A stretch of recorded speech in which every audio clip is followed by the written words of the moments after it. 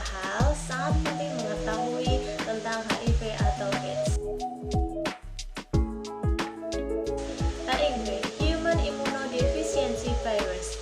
Jadi itu nama virusnya, di mana virus ini menyerang sistem kekebalan tubuh manusia dan melemahkan kemampuan tubuh untuk melawan infeksi. Sedangkan AIDS, Acquired Immunodeficiency Syndrome, adalah nama penyakitnya, teman-teman. Kondisi di mana kekebalan tubuh sudah diserang sepenuhnya. Saat masuk ke dalam tubuh, HIV didapatkan di darah, cairan sperma, cairan vagina, dan pada air susu ibu yang mengidap HIV. Free sex memang membantu penularan HIV/AIDS, tapi bukan berarti semua orang dengan HIV/AIDS berawalan dari free sex. Banyak orang itu berstigma, oh, orang-orang dengan HIV/AIDS itu orang-orang yang nakal atau penjajah seks. Padahal ini bukan satu-satunya penyebab HIV atau AIDS. Penyebabnya yang pertama adalah free sex atau sex bebas. Misalkan ada seorang lelaki yang berhubungan badan dengan seorang wanita, yang dimana wanita itu mengidap HIV dan mungkin dia sendiri juga tidak tahu karena tidak mengalami gejala. Karena kan ada orang mengidap HIV itu tanpa gejala. Nah, lalu wanita itu ternyata dia juga having sex ke pasangan yang lainnya, dan terus seperti itu. Bayangin deh, serem gak sih? Nah, yang kedua yaitu penggunaan drugs atau narkoba. Sebenarnya bukan obat-obatannya yang membuat orang terkena HIV, tapi penggunaan jarum suntik oleh pengguna narkoba yang dipakai bersama-sama dan berulang-ulang. Jadi dipakainya tuh bergantian tanpa disterilkan atau tanpa dicuci. Nah, ada lagi nih, bayi lahir dari ibu HIV. Jadi menularnya bisa melalui air ketuban dan air susu ibu. Terus ada lagi penyebabnya dari transfusi darah, tapi itu sudah lama atau itu sudah dulu. Sekarang kalau orang ingin transfusi darah, pasti dicek status HIV-nya.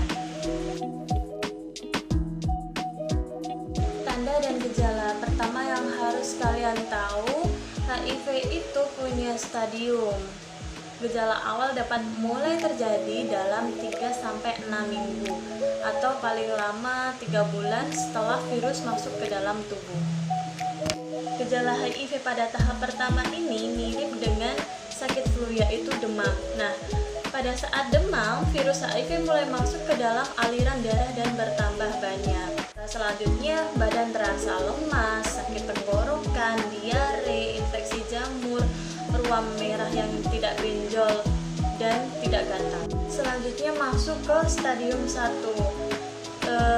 Yang kerap muncul adalah pembengkakan pada kelenjar getah bening. Nah, kelenjar getah bening ini umumnya terletak di leher, di pangkal paha, dan di ketiak. Kenapa bisa terjadi pembengkakan? Karena pada saat terserang HIV, kelenjar getah bening akan bekerja keras mengeluarkan sel imun tubuh untuk melawan virus HIV. Rata-rata penderita HIV atau ODA, orang dalam HIV atau AIDS, akan berada di stadium 1 selama 7 tahun. Tanda HIV stadium 2. Yang pertama adalah penurunan berat badan yang drastis tanpa sebab yang jelas. Jadi biasanya penurunan berat badannya itu 10% dari berat badan sebelumnya.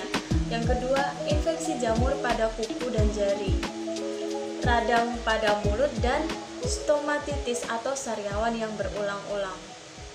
Setelah masuk ke tahap 2 dan itu belum juga ditangani, akan masuk ke HIV stadium 3, disebut dengan symptomatic. Tandanya adalah yang pertama, oral helileukopplakia, yaitu muncul bercak putih pada lidah yang permukaannya kasar, tanpa berombak dan berbulu. Yang kedua, tuberkulosis paru yang terdiagnosis 2 tahun terakhir. Yang ketiga, radang mulut akut nekrotik. Dan yang keempat, hasil pemeriksaan darah menunjukkan penurunan sel darah merah dan sel darah putih dan trombosit. Di atau AIDS. Muncul penyakit dalam tubuh akibat rusaknya sel darah putih seperti yang sudah terjadi di stadium sebelumnya. Bahkan di stadium akhir ini bisa tambah parah. 5 cara pencegahan HIV atau AIDS. Yang pertama, abstinence, tidak melakukan hubungan seksual beresiko. Yang kedua, be faithful, setia pada pasangan kita. Yang ketiga, kondom, jadi kita harus menggunakan kondom untuk meminimalisir terjadinya HIV atau AIDS. Yang keempat, don't do drugs, tidak menggunakan narkoba. Dan kelima, education atau mencari informasi yang benar tentang HIV atau AIDS. Sedikit catatan nih teman-teman, ketika kita mengetahui kalau teman kita mengidap HIV atau AIDS, jangan malah kita jauhi, karena HIV atau AIDS tidak menular dengan mudahnya. Sekian penjelasan dari saya.